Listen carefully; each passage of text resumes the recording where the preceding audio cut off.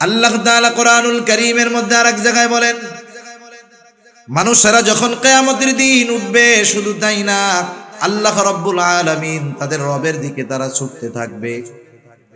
নতুন এক জগতে পদার্পণ, ছিলাম আলমে বরজখ, এখন উঠে গেলাম হাসরের ময়দানে। এটাও মনে করেন একটা মঞ্জিল। এই মঞ্জিলের বিশালতা কত বড়! আল্লাহ রাব্বুল আলামিন কোরআনুল কারীমের মধ্যে বলেন, ইয়াউমান কানা মিকদারুহু 50 আলফা সানা। কিয়ামতের এক একটা দিনের মেয়াদ দুনিয়ার 50,000 বছরের সমান। একটা সময় বিচার আচার হবে, মানুষেরা প্রথমে তো দুই ভাগে ভাগ হবে। আল্লাহ তাআলা বলেন, ফারিকুম ফিল জান্নাহ ওয়া ফারিকুম ফিস সাঈর। একটা দল জান্নাতি আর একটা দল জাহান্নামী। জান্নাতের মধ্যে থাকবে দুই অবস্থা, এক দল থাকবে বেঈমান, তারা অনন্তকাল জাহান্নামী। আর এক দল থাকবে ঈমানদার, তবে গুনাহগার, নাফরমান। এই মানুষগুলা পাপের শাস্তি ভোগ করার পর ঈমানের কারণে তারাও জান্নাতে প্রবেশ করবে। এইবার যারা জান্নাতি, অনন্তকাল জান্নাতি। এইবার যারা জাহান্নামী, অনন্তকাল জাহান্নামী। এই জান্নাতি, এদের অবস্থান জান্নাতে শুরু হবে, শেষ হবে না। জাহান্নামে যারা অবস্থান করবে, অনন্তকাল অবস্থান করবে, সময় শেষ হবে না। এই যে মঞ্জিলগুলা গেল, কথা বুঝতেছেন আপনারা? সজাগ আছেন তো? এই যে মঞ্জিলগুলা গেল, রূহের জগৎ, দুনিয়ার জগৎ, কবর জগৎ, কিয়ামত দিবস, জান্নাত অথবা জাহান্নাম। এই মঞ্জিলগুলা আমাদের অতিক্রম করা লাগবে। একটা করছি, সামনে আরো করতে হবে। বলেন তো, সবচাইতে কম সময় কোন মঞ্জিলে থাকা হয়? একটু জোরে বলেন না, কোথায়? 60-70 বছর। পরীক্ষার হলের সময় কম না বেশি? একটা সাবজেক্ট পড়ে 2 বছর, পরীক্ষা দেয় 3 ঘন্টা। সেজন্য দুনিয়ার হায়াত কম, কিন্তু এই হায়াতের দামটা বেশি। সেজন্য যদি দুনিয়ার এই হায়াত আমরা কাজে লাগাতে পারি, অনন্তকালের সফলতা অর্জন করা যাবে। এজন্য অনন্তকালের সফল যদি হতে হয়, দুনিয়ার সময়টাকে কাজে লাগাতে হবে, ঠিক কিনা বলেন? এখন তাহলে অনন্তকালের সফলতা আমরা কিভাবে অর্জন করতে পারি? সূরা আলে ইমরানের সর্বশেষ আয়াতে আল্লাহ রাব্বুল আলামিন আমাদেরকে বলেন, ইয়া আইয়ুহাল্লাযীনা আমানু। আল্লাহ তাআলা বলেন, হে ঈমানদারেরা, ইসবিরু, তোমরা সবর করো। শুধু সবর করলে হবে না, ওয়াসাবিরু, সবরের উপরে তোমরা অটল থাকো। ওয়ারাবিতু, সর্বদা জিহাদের জন্য প্রস্তুত থাকো। 4 নাম্বার, ওয়াত্তাকুল্লাহ, আল্লাহ তাআলাকে ভয় করো। কেন এই 4 গুণ আমরা অর্জন করব? আল্লাহ তাআলা বলেন, লাআল্লাকুম তুফলিহুন, যাতে তোমরা শুধু মুমিন নয়, সফল মুমিন হতে পারো। সফল কারা? জান্নাতে যাবে যারা। সফল কারা? জান্নাতে যাবে যারা। আমরা সবাই সফল হইতে চাই না? সবাই চাই তো? আল্লাহ কবুল করুন। তাহলে 1 নাম্বার গুণ হলো, যদি সফল হতে চাই, আল্লাহ তাআলা বলেন, হে ঈমানদারেরা, ইসবিরু, তোমরা সবর করো। সবর, সবর বলতে আমরা কি বুঝি? সবর কোথায় করব, কিভাবে করব, আমাদের অনেকের জানা নাই। অনেক সময় আমরা মনে করি বিপদ আপদ, মুসিবত, কষ্ট, ক্লেশ, এখানেই মনে হয় শুধু সবর। সবর মনে হয় আর কোনো জায়গায় নাই। কিন্তু তাফসীরে মারিফুল কোরআন সহ দুনিয়ার যত প্রসিদ্ধ তাফসীর রয়েছে, প্রত্যেকটা তাফসীরের মধ্যে মুফাসসিরিনে কেরাম জানায় দেন, সবর শুধু বিপদ আপদ মুসিবতের মধ্যে নয়, সবর হবে 3 জায়গায়।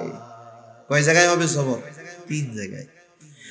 1 নাম্বার সবর হবে সবরুন আলাত তাআত, আনুগত্যের মধ্যে সবর। আনুগত্যের মধ্যে হবে সবর, তথা সবরুন আলাল ইবাদাহ, ইবাদতের মধ্যে সবর। কারণ আনুগত্যটাই হলো ইবাদত।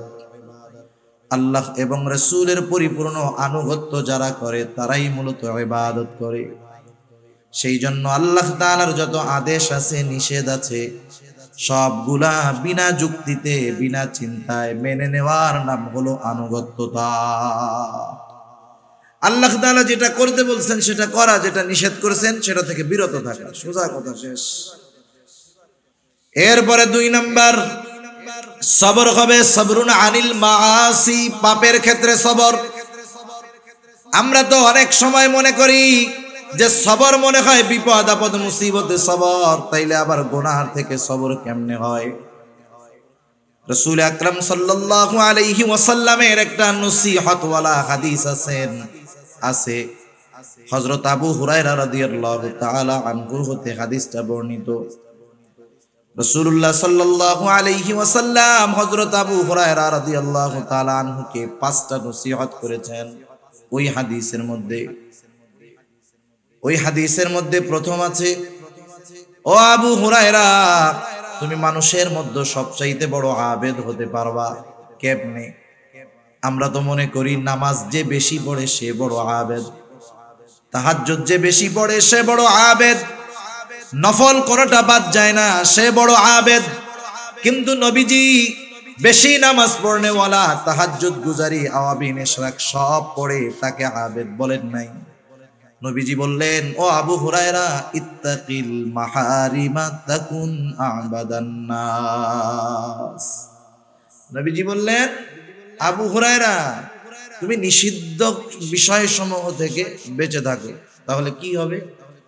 তুমি মানুষের মধ্যে সবচাইতে বড় আবেদ হয়ে যাবে। সুবহানাল্লাহ। আমি আপনাদের খেদমতে পবিত্র কোরআনুল কারীমের সূরা আলে ইমরানের সর্বশেষ আয়াত ও পবিত্র কোরআনুল কারীমের সর্ববৃহৎ সূরা বাকারা থেকে 2টা আয়াত ও রাসূল আকরাম সাল্লাল্লাহু আলাইহি ওয়াসাল্লামের অগণিত হাদিস থেকে একটা হাদিস পাঠ করেছি। আল্লাহ সুবহানাহু ওয়া তাআলা সূরা আলে ইমরানের সর্বশেষ 200 নম্বর আয়াতে আমাদেরকে সফল মুমিন হতে বলেছেন। সফল মুমিন। কোরআনুল কারীমের অন্যতম একটি বৈশিষ্ট্য হলো, কোরআনুল কারীমের মধ্যে আল্লাহ সুবহানাহু ওয়া তাআলা শুধু আদেশ করেন তা নয়, বরং যেই আদেশটা করেন সেই কর্মটা কিভাবে বাস্তবায়ন করতে হবে আল্লাহ তাআলা এটাও আমাদেরকে জানায় দেন। সুবহানাল্লাহ। এটা আল্লাহ সুবহানাহু ওয়া তাআলার বড় ইহসান আমাদের প্রতি, দয়া আমাদের প্রতি। যেমন আল্লাহ তাআলা মুত্তাকি হতে বলেছেন কোরআনুল কারীমের মধ্যে।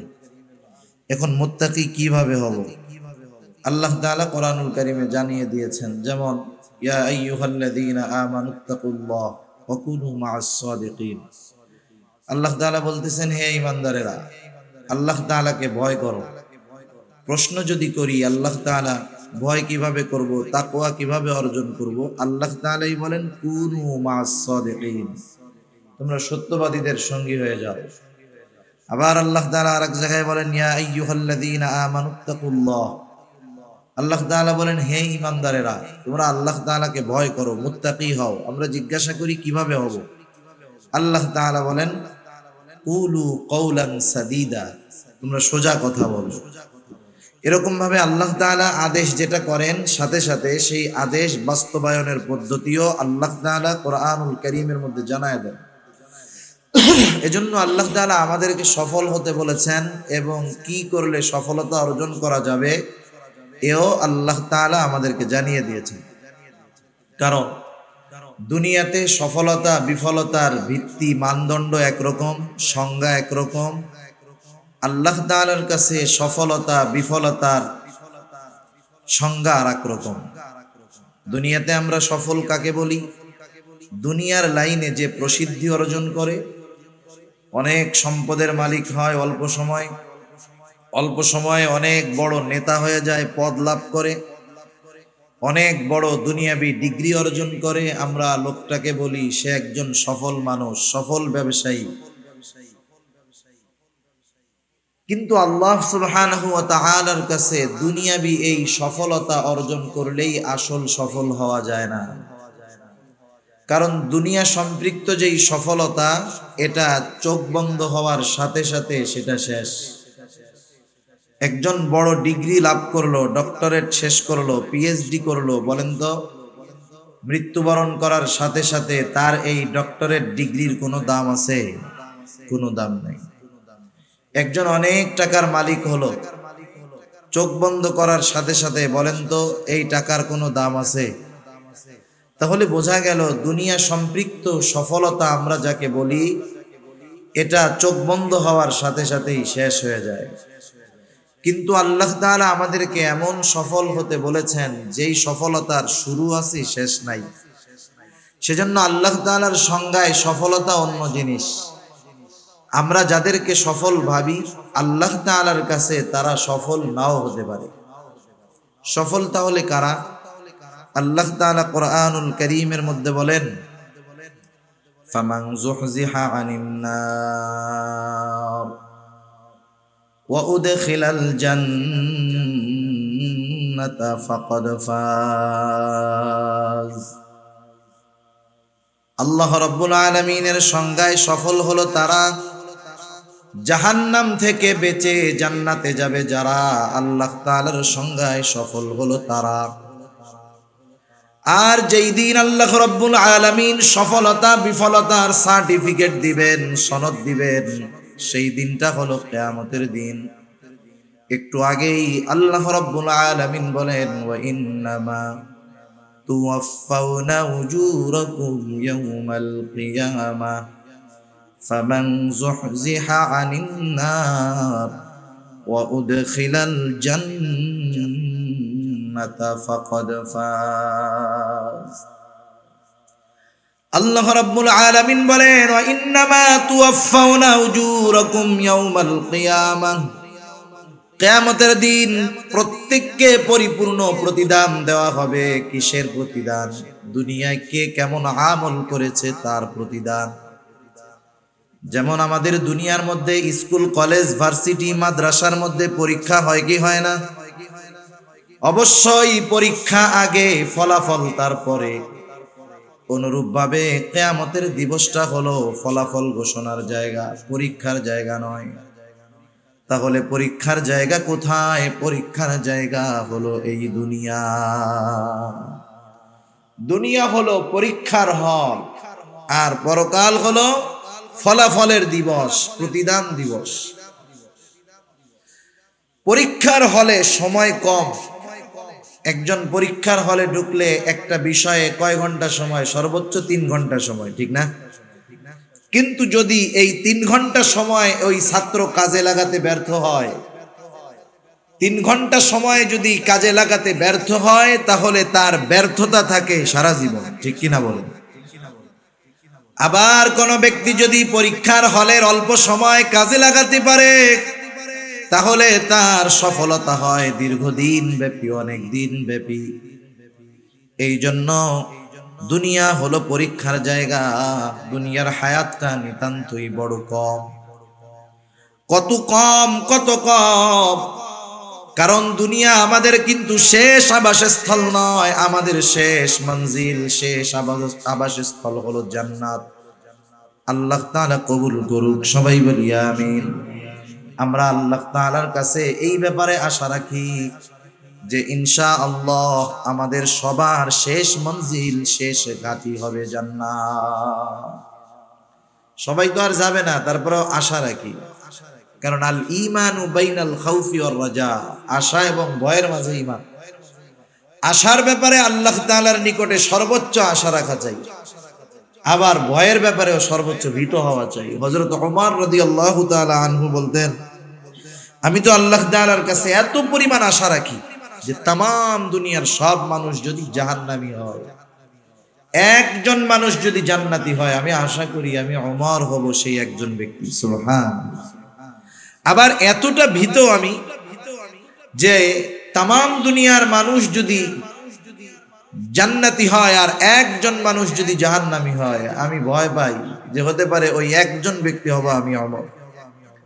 আল্লাহ তাআলার ব্যাপারে সর্বোচ্চ আশা রাখা চাই, কারণ আল্লাহ তাআলার ব্যাপারে আমাদের ধারণা যেমন, আমাদের ব্যাপারে আল্লাহ তাআলার ব্যবহার হবে তেমন। সেজন্য আমাদের শেষ মঞ্জিল হলো জান্নাত।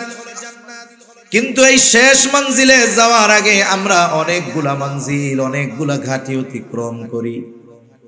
অনেকগুলা ঘাঁটি। প্রথমত, দুনিয়াতে আমাদের কোনো অস্তিত্ব ছিল না। একটা সময় তো মানুষ বলতেই কোনো কিছু ছিল না। আল্লাহ রাব্বুল আলামিন হযরত আদম আলাইহিস সালামকে সৃষ্টি করেছেন মাটি দিয়ে। আমাদের মূল সৃষ্টি হলো হযরত আদম আলাইহিস সালাম থেকে। আল্লাহর নবী বলেন, আল্লাহ তাআলা আদম আলাইহিস সালামের পৃষ্ঠদেশ তথা পিঠ থেকে আমাদের সবার রূহ একত্রে এক সময় সৃষ্টি করেছেন। আল্লাহ তাআলা আদম আলাইহিস সালাম থেকে আমাদের রূহ সৃষ্টি করেছেন। তাহলে বোঝা গেল এখন আছি দুনিয়ার জগৎ। দুনিয়ার জগতে আসার আগে আমরা আরেকটা জগতে ছিলাম। সেই জগৎটা হলো রূহের জগৎ। বলেন তো, রূহের জগতে আমরা সবাই ছিলাম, কোনো সন্দেহ আছে নাকি? কিন্তু রূহের জগতে আমাদের অবস্থান কাল কত বছর ছিল, এর হিসাব আমাদের কারো জানা আছে নাকি? হয়তো লক্ষ লক্ষ বছর আমরা রূহের জগতে ছিলাম। একটা সময় আল্লাহ তাআলা মা বাবার মাধ্যমে আমাদেরকে দুনিয়ায় পাঠাইছে। আল্লাহ রাব্বুল আলামিন যখন মায়ের গর্ভে 120 দিন পর ওই তুচ্ছ এক ফোঁটা নাপাক পানি একটা মৃত মাংসের টুকরায় প্রস্তুত হয়ে যায়, 120 দিন পর আল্লাহ তাআলার আদেশে ফেরেশতারা হাজির হয়ে যায়। মায়ের পেটের মধ্যে আমি আপনি ছিলাম মৃত। এজন্য আল্লাহ তাআলা কোরআনুল কারীমের মধ্যে আগেই বলছেন মরার কথা, আল্লাযী খালাকাল মাউতা ওয়াল হায়াতা লিয়াবলুয়াকুম আইয়ুকুম আহসানু আমালা। এই জায়গায় আল্লাহ তাআলা আগে বলছেন কি, আল্লাযী খালাকাল মাউতা, যিনি আগে মৌত সৃষ্টি করেছেন। তার মানে দুনিয়ায় প্রাণ পাওয়ার আগে আমরা মৃত ছিলাম। মায়ের পেটে কি ছিলাম? মরা। ফেরেশতারা আল্লাহ তাআলার আদেশে 120 দিন পর এসে আমি আপনি ছিলাম মৃত একটা মাংসের টুকরা।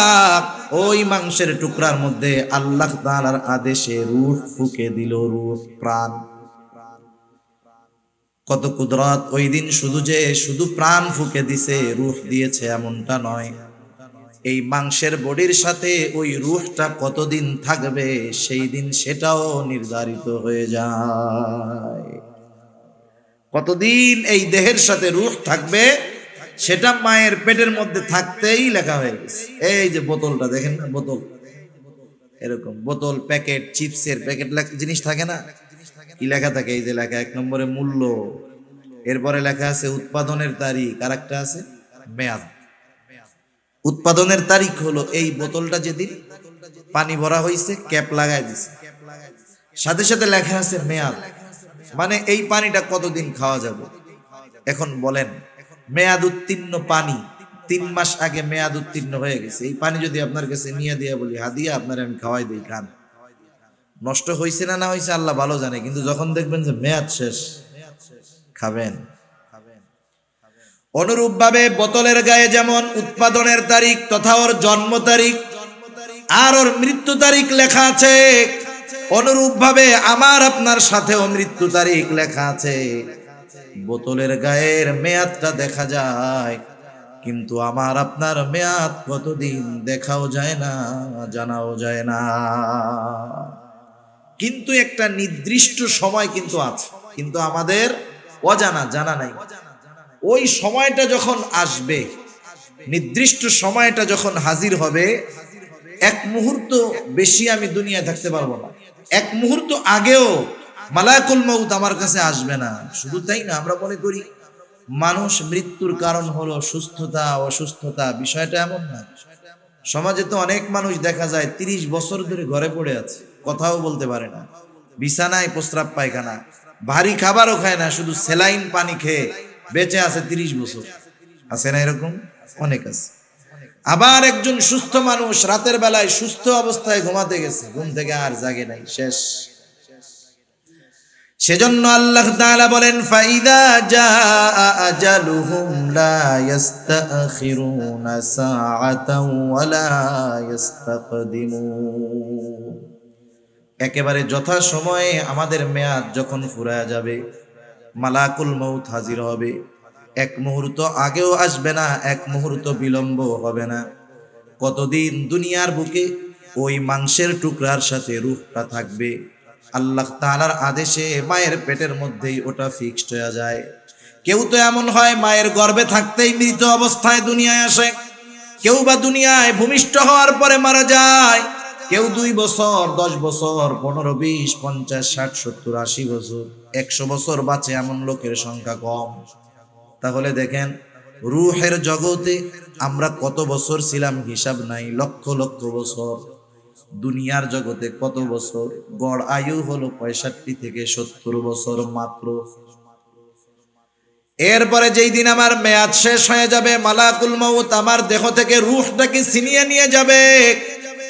আমাদের এলাকায় মানুষ মারা যাওয়ার পর মাইকিং করা হয়, ঘোষণা করা হয়, অমুক এলাকার অমুক আজ বিকাল 5 ঘটিকার সময় ইন্তেকাল করিয়াছে, আগামী দিন সকাল 8টায় ঈদগাহ ময়দানে তার জানাজা হবে। এরকম ঘোষণা করে না? কি বলে? বলে ইন্তেকাল করিয়াছে। ইন্তেকাল শব্দের অর্থ হলো স্থানান্তরিত হওয়া। এক জায়গায় ছিল আর এক জায়গায় গেছে, তার মানে আব্দুর রহিম শেষ হয়ে যায় নাই। আব্দুর রহিম এতকাল দুনিয়ার জগতে ছিল, স্থানান্তরিত হয়ে নতুন এক জগতে পদার্পণ করেছে, যেই জগতের নাম হলো আলমে বারজাখ। কবর জগতে গেছে, নতুন এক জগতে গেছে। মাঝে মধ্যে আপনাদের বাজারে দেখবেন এক বিল্ডিং এ অনেক দিন অগ্রণী ব্যাংক আছে, এইবার ব্যাংক ওই বিল্ডিং চেঞ্জ করে আরেক জায়গায় গেছে। এবার ওইখানে লেখা থাকে ব্যাংক স্থানান্তর করা হয়েছে। ব্যাংক চলে যায় নাই, স্থানান্তর করা হয়েছে। এখানে ছিল আরেক জায়গায় নেওয়া হয়েছে।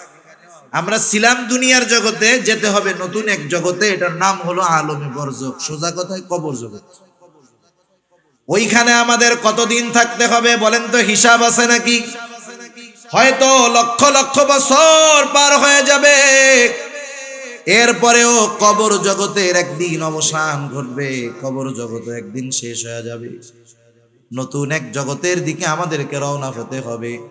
আল্লাহ তাআলা কোরআনুল কারীমের মধ্যে বলেন, ওয়ানুফিখা ফিস সূরি ফাসাইকা মান ফিস সামাওয়াতি ওয়া মান ফিল আরদ সুম্মা নুফিখা ফীহি উখরা ফাইযা হুম কিয়ামুন ইয়ানদুরুন।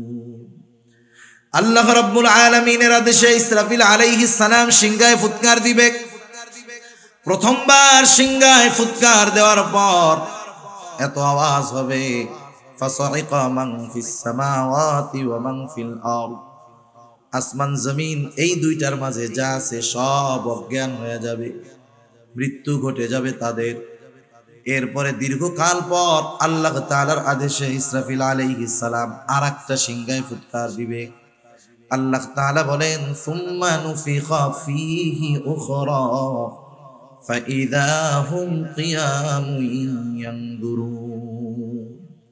অতঃপর যখন দ্বিতীয় ফুৎকার দেওয়া হবে, মানুষেরা যে যেখানে মৃত্যুবরণ করেছিল, যাকে যেখানে দাফন করা হয়েছিল, প্রত্যেকে প্রত্যেকের অবস্থান থেকে উঠে দাঁড়িয়ে যাবে। সুবহানাল্লাহ। আর এদিকে ওদিকে তাকায় দেখবে কি হইতেছে, এগুলা কি হচ্ছে। এগুলা কিয়ামতের দিন যখন মানুষেরা দেখবে জমিন তার অভ্যন্তরে যা ছিল সব উগরায়া দিচ্ছে। মুফাসসিরিনে কেরাম বলেন এগুলো মানুষের দেহ, কোন কোন মুফাসসির বলেন এগুলা হলো স্বর্ণের খনি টনি সব। আর ওরা দেখবে, হায় রে, তারা বলবে ক্বালাল ইনসানু মা লাহা, কি হইতেছে এগুলা? এগুলার জন্যই তো দুনিয়াতে সব কিছু করছিলাম, আল্লাহর অবাধ্য হয়েছিলাম, নাফরমানি করেছিলাম, কি হইতেছে এগুলা? মানুষ অবাক হয়ে যায়। আল্লাহ তাআলা কোরআনুল কারীমের মধ্যে আরেক জায়গায় বলেন, মানুষেরা যখন কিয়ামতের দিন উঠবে, শুধু তাই না, আল্লাহ রাব্বুল আলামিন তাদের রবের দিকে তারা ছুটতে থাকবে। নতুন এক জগতে পদার্পণ। ছিলাম আলমে বারজাখ, এখন উঠে গেলাম হাসরের ময়দানে। এটাও মনে করেন একটা মঞ্জিল। এই মঞ্জিলের বিশালতা কত বড়! আল্লাহ রাব্বুল আলামিন কোরআনুল কারীমের মধ্যে বলেন, ইয়াউমান কানা মিকদারুহু 50 আলফা সানা। কিয়ামতের এক একটা দিনের মেয়াদ দুনিয়ার 50,000 বছরের সমান।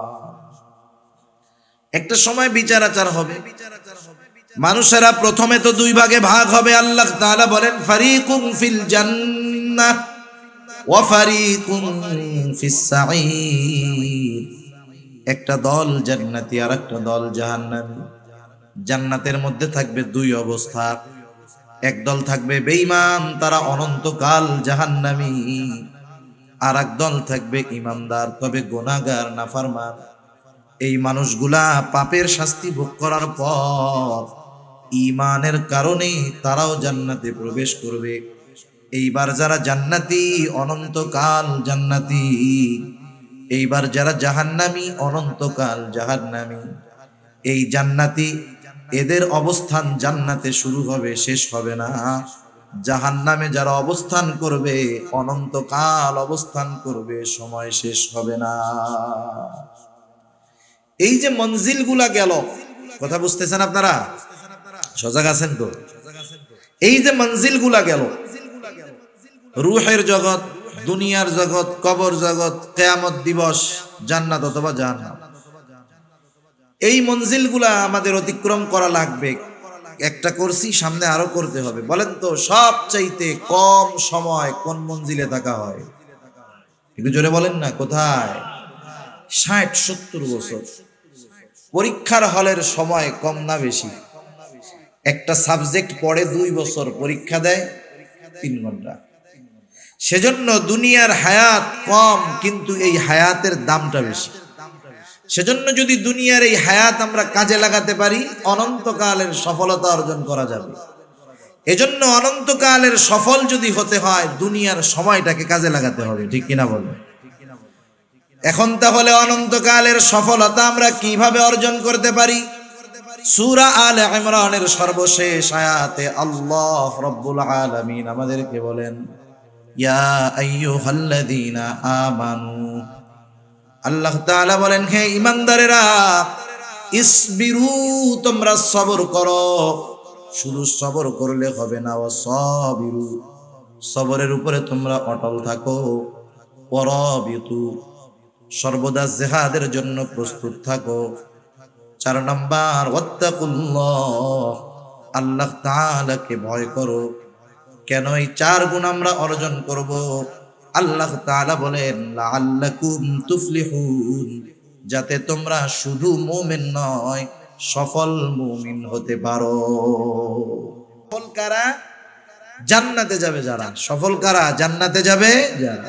আমরা সবাই সফল হইতে চাই না? সবাই চাই তো? আল্লাহ কবুল করুন। তাহলে 1 নাম্বার গুণ হলো, যদি সফল হতে চাই, আল্লাহ তাআলা বলেন, হে ঈমানদারেরা, ইসবিরু, তোমরা সবর করো। সবর, সবর বলতে আমরা কি বুঝি? সবর কোথায় করব, কিভাবে করব, আমাদের অনেকের জানা নাই। অনেক সময় আমরা মনে করি বিপদ আপদ মুসিবত কষ্ট ক্লেশ এখানেই মনে হয় শুধু সবর। সবর মনে হয় আর কোনো জায়গায় নাই। কিন্তু তাফসিরে মারিফুল কোরআন সহ দুনিয়ার যত প্রসিদ্ধ তাফসির রয়েছে, প্রত্যেকটা তাফসিরের মধ্যে মুফাসসিরিনে কেরাম জানায় দেন, সবর শুধু বিপদ আপদ মুসিবতের মধ্যে নয়, সবর হবে 3 জায়গায়। কয় জায়গায় হবে সবর? 3 জায়গায়। 1 নাম্বার সবর হবে সবরুন আলা তাআত, আনুগত্যের মধ্যে সবর। আনুগত্যের মধ্যে হবে সবর, তথা সবরুন আলাল ইবাদাহ, ইবাদতের মধ্যে সবর। কারণ আনুগত্যটাই হলো ইবাদত। আল্লাহ এবং রাসূলের পরিপূর্ণ আনুগত্য যারা করে তারাই মূলত ইবাদত করে। সেই জন্য আল্লাহ তাআলার যত আদেশ আছে, নিষেধ আছে, সবগুলা বিনা যুক্তিতে বিনা চিন্তায় মেনে নেওয়ার নাম হলো আনুগত্যতা। আল্লাহ তাআলা যেটা করতে বলছেন সেটা করা, যেটা নিষেধ করেছেন সেটা থেকে বিরত থাকা, সোজা কথা, শেষ। এরপরে 2 নাম্বার সবর হবে সবরুন আনিল মাআসি, পাপের ক্ষেত্রে সবর। আমরা তো অনেক সময় মনে করি যে সবর মনে হয় বিপদ আপদ মুসিবতে সবর, তাইলে আবার গুনাহ থেকে সবর কেমনে হয়? রাসূল আকরাম সাল্লাল্লাহু আলাইহি ওয়াসাল্লামের একটা নসিহত ওয়ালা হাদিস আছে। হযরত আবু হুরায়রা রাদিয়াল্লাহু তাআলা আনহু হতে হাদিসটা বর্ণিত। রাসূলুল্লাহ সাল্লাল্লাহু আলাইহি ওয়াসাল্লাম হযরত আবু হুরায়রা রাদিয়াল্লাহু তাআলা আনহুকে 5টা নসিহত করেছেন। ওই হাদিসের মধ্যে প্রথম আছে, ও আবু হুরায়রা, তুমি মানুষের মধ্যে সবচাইতে বড় আবেদ হতে পারবা কেমনে? আমরা তো মনে করি নামাজ যে বেশি পড়ে সে বড় আবেদ, তাহাজ্জুদ যে বেশি পড়ে সে বড় আবেদ, নফল কোনটা বাদ যায় না সে বড় আবেদ। কিন্তু নবীজি বেশি নামাজ পড়নে ওয়ালা, তাহাজ্জুদ গুজারি, আওয়াবিন ইশরাক সব পড়ে তাকে আবেদ বলেন নাই। নবীজি বললেন, ও আবু হুরায়রা, ইত্তাকিল মাহারিমা তাকুন আবাদান নাস। নবীজি বললেন, আবু হুরায়রা, তুমি নিষিদ্ধ বিষয়সমূহ থেকে বেঁচে থাকো, তাহলে কি হবে?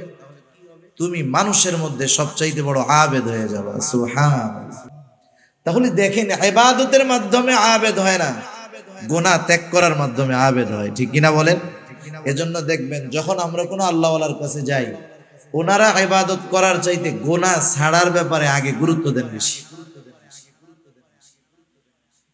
রাসূল আকরাম সাল্লাল্লাহু আলাইহি ওয়াসাল্লাম একদিন ফজরের নামাজের সময় মসজিদে নববীর মধ্যে বসে আছেন, সব সাহাবারা নামাজের জন্য উপস্থিত। রাসূল আকরাম সাল্লাল্লাহু আলাইহি ওয়াসাল্লাম হঠাৎ করে বলতেছে, শোনো, এখন যেই ব্যক্তি দরজা দিয়ে প্রবেশ করবে সে জান্নাতি। নবীজির জবান দিয়ে বের হয়েছে সে জান্নাতি, কোনো সন্দেহ নাই। সবার নজর দরজার দিকে, কোন আল্লাহর বান্দা এখন দরজা দিয়ে ঢুকে সৌভাগ্যবান ব্যক্তি, সবাই দেখতে চায়। সবাই তাকায় দেখে এক আল্লাহর বান্দা ঢুকছে, ওযু করছে, বোঝা যায় এখনো দাড়ি ভেজা পানি পড়তেছে, বাম হাতের মধ্যে জুতা।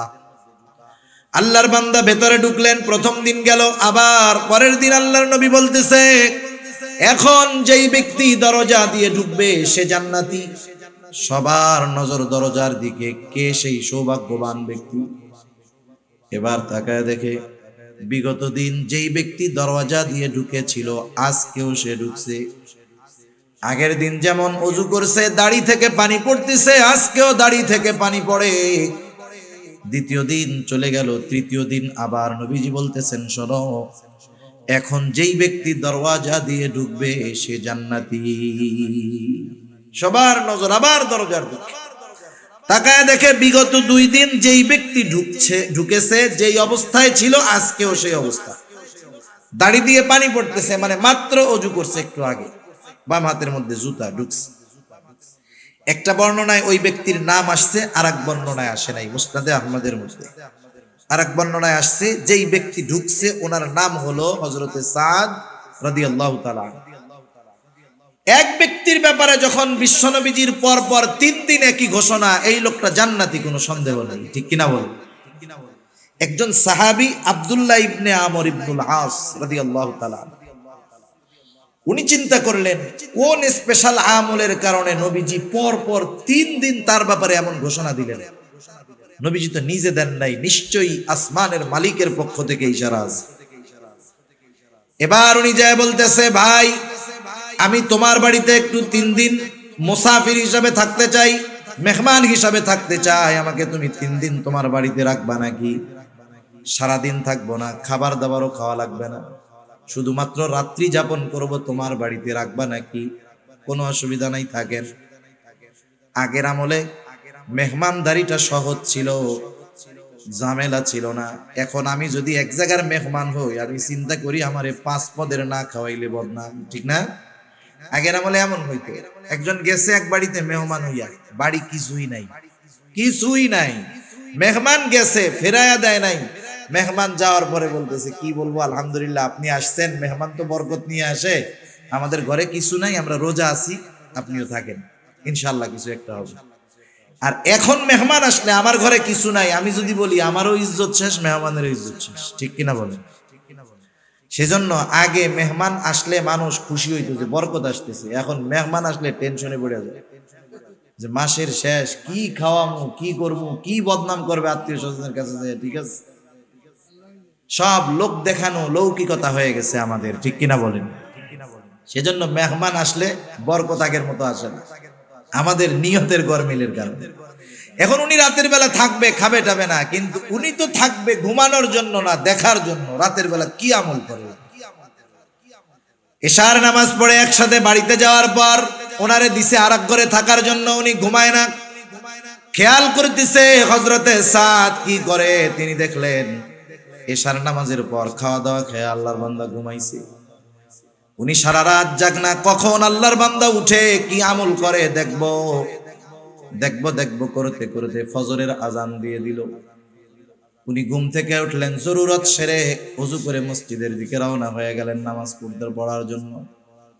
প্রথম দিন এই অবস্থা, এবার দ্বিতীয় দিন খেয়াল করতেছে কি করে, চিন্তা করতেছে ধারাবাহিক আমল হয়তো একদিন কোনো কারণে বাদ যাইতে পারে, দ্বিতীয় দিন আশা করি বাদ যাবে না। আবার দ্বিতীয় দিন সারা রাত জাগ্রত, দেখি কি আমল করে কি আমল করে। তাকায় দেখে কোনো আমল নাই, এশার নামাজ পড়ে লম্বা ঘুম। ফজরের আজানের সময় ঘুম থেকে উঠলো, একটু চিন্তিত হয়ে গেছে, হায় রে কোনো আমল টামল তো দেখি না, কি ব্যাপার। দেখি আরেকটা দিন থাকি, কারণ কোনো ব্যক্তি যদি ধারাবাহিকভাবে কোনো আমল করে, সাধারণত যত ব্যস্ততা থাকুক না কেন পরপর 3 দিন বাদ যাবে না। তৃতীয় দিন রাত্রে আবার সারা রাত জাগ্রত, দেখতে চায় কি করে। দেখলো এশার নামাজ পড়ে ঘুমায়, ফজরের আজান দিলে ঘুম থেকে উঠলো। এবার আর মনের মধ্যে কৌতূহল চাপায় রাখতে পারে নাই, প্রশ্ন করতেছে এবার ওকে যে ভাই শোনো, পরপর 3 দিন তোমার বাড়িতে অবস্থানের একটা কারণ আছে। এর আগে পরপর 3 দিন ফজরের নামাজের সময় আমরা মসজিদের ভিতর নবীজি ঘোষণা করলেন এখন যেই ব্যক্তি দরজা দিয়ে ঢুকবে সে জান্নাতি। আমরা পরপর 3 দিন দরজার দিকে তাকায় দেখলাম পরপর 3 দিন যেই ব্যক্তি ঢুকেছে তুমি হলা সেই ব্যক্তি।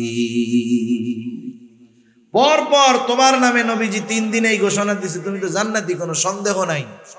কিন্তু এই 3 দিন রাত্রে তোমার বাড়িতে ছিলাম তোমার আমল দেখার জন্য, কিছুই তো পাইলাম না, কি করলা একটু কও তো। হযরতে সাদ রাদিয়াল্লাহু তাআলা আনহু বলেন, নবীজি যদি আমার ব্যাপারে এমন ঘোষণা দিয়ে থাকেন তো আলহামদুলিল্লাহ, আল্লাহর কৃতজ্ঞতা প্রকাশ করি। তুমি যে উদ্দেশ্য আসছো আমার এমন কোনো আমল নাই। আমি কি করি শোনো, এশার নামাজ পড়ে রাতে ঘুমাতে যাই। যখন আমি ঘুমাতে যাই, আমাকে যারা কষ্ট দিয়েছে আমি তাদেরকে মাফ করে দেই, ক্ষমা করে দেই। কারো অন্তরের মধ্যে যদি হিংসা বিদ্বেষ কারো ব্যাপারে থাকে আমি সব দূর করে জাড়া দিয়ে ঘুমায় যাই। মনটাকে পরিষ্কার করে আমি ঘুমাতে যাই, এতটুকু করি, এর চেয়ে আর বেশি কিছু না। এইবার আব্দুল্লাহ ইবনে আমর ইবনুল আস রাদিয়াল্লাহু তাআলা আনহু বলেন, তুমি যে রাতের বেলা অন্তরকে পাক সাফ করে ঘুমাও, এর জন্যই তোমার এই ফজিলত।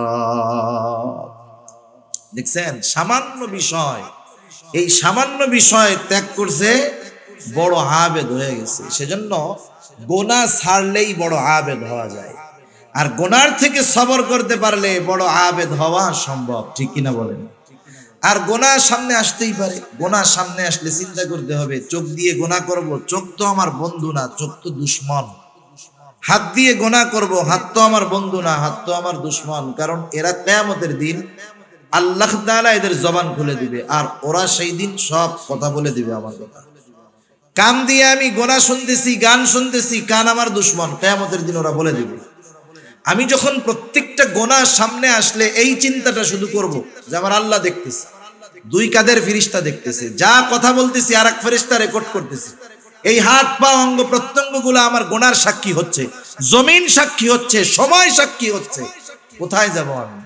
এই চিন্তা বারবার বারবার করলে এক সময় গোনাহ করার সময় চিন্তা আসবে যে না, এটা আর করা যাবে না। যে গোনাহ আমি করতেছি, যেটা দেখতেছি আমি একা দেখি না, এই ফেরেশতারাও দেখে, ঠিক কিনা? আল্লাহ তাআলা দেখে।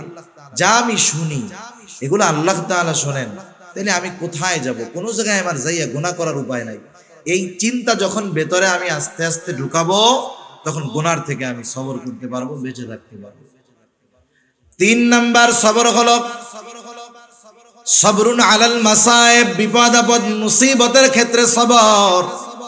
বিপদ আপদ মুসিবত দুনিয়াতে আসবে, এটা স্বাভাবিক, সেই কথাই আল্লাহ তাআলা জানায় দিলেন। আল্লাহ তাআলা বলেন ওয়ালা নাবলুওয়ান্নাকুম বিশাইইম মিনাল খাউফি ওয়াল জু' ওয়া নাকসিম মিনাল আমওয়াল ওয়াল আনফুসি ওয়াস সামারাত। আল্লাহ রাব্বুল আলামিন দুইটা তাকিদ যোগ করে বলেন ওয়ালা নাবলুওয়ান্নাকুম, আমি অবশ্যই তোমাদের পরীক্ষা নিব। আল্লাহ তাআলা কত মেহেরবান, কত দয়ালু, শুধু পরীক্ষা নিবেন এই ঘোষণা দিলেন না, পরীক্ষাগুলা কোন কোন পদ্ধতিতে হবে এই সাজেশন গুলাও আল্লাহ তাআলা জানায় দিলেন। সুবহানাল্লাহ বলেন।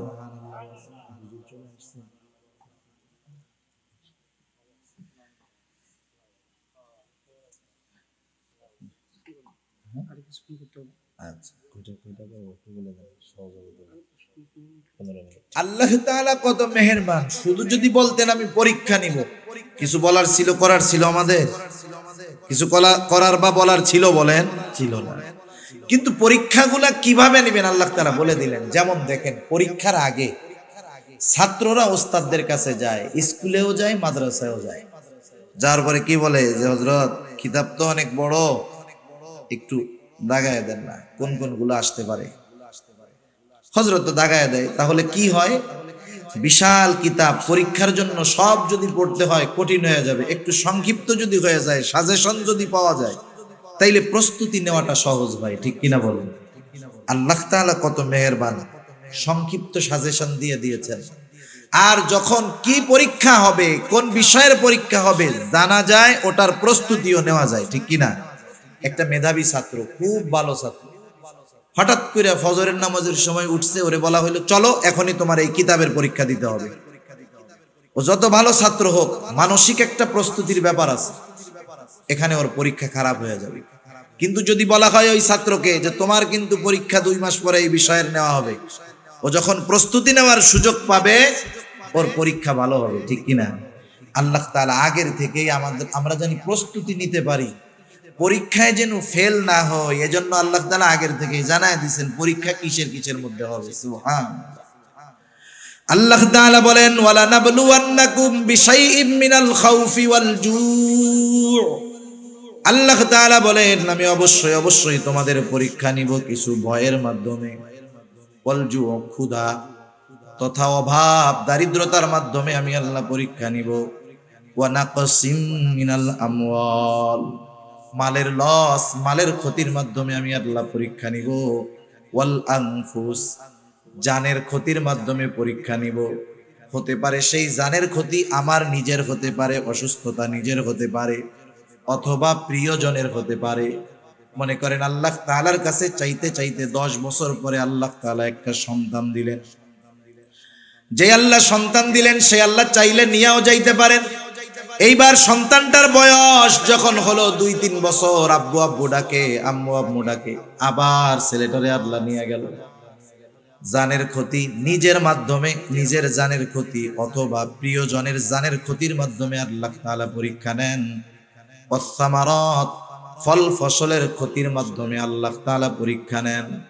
কি পরীক্ষা নেন?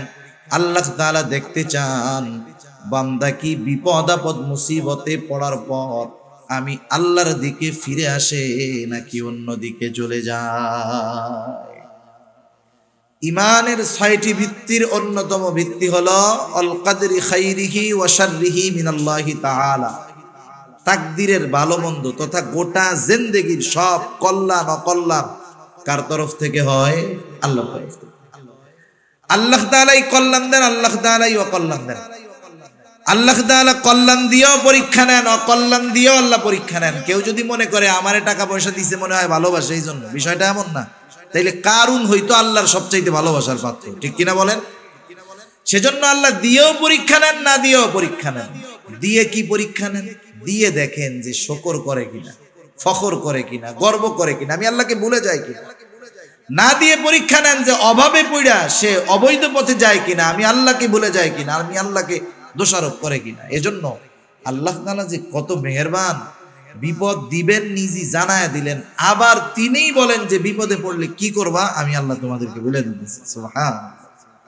2 আয়াত আগে আল্লাহ তাআলা বলেন আল্লাযীনা ইযা আসাবাতহুম মুসিবা, ক্বালু, আল্লাহ রাব্বুল আলামিন দুই আয়াতে বলেন, ইয়া আইয়ুহাল্লাযীনা আমানুস্তাঈনু বিস-সাবরি ওয়াস-সালাহ ইন্নাল্লাহা মা'আস-সাবিরিন। আল্লাহ তাআলা বলেন, হে ঈমানদারেরা, ইস্তাঈনু, তার মানে বোঝা গেল ঈমানদারদের উপরে পরীক্ষা আসবে, ঠিক কিনা বলেন? আল্লাহ তাআলা কিন্তু বলেন না ইয়া আইয়ুহান নাস, আল্লাহ তাআলা বলছেন ইয়া আইয়ুহাল্লাযীনা আমানু, হে ঈমানদারেরা। বিপদ আপদ মুসিবত আসবে, কি করব? আল্লাহ তাআলা বলেন ইস্তাঈনু, আমি আল্লাহ তাআলার কাছে সাহায্য চাও। কেমনে সাহায্য চাইবা? আল্লাহ তাআলা বলেন বিস-সাবরি ওয়াস-সালাহ, সবর এবং সালাতের মাধ্যমে সাহায্য চাও। যেই মুমিন বিপদ আপদ মুসিবতে সবর এবং সালাত, ধৈর্য এবং নামাজের মাধ্যমে আল্লাহর কাছে সাহায্য চায়, এই মুমিন কিন্তু সাধারণ মুমিন না।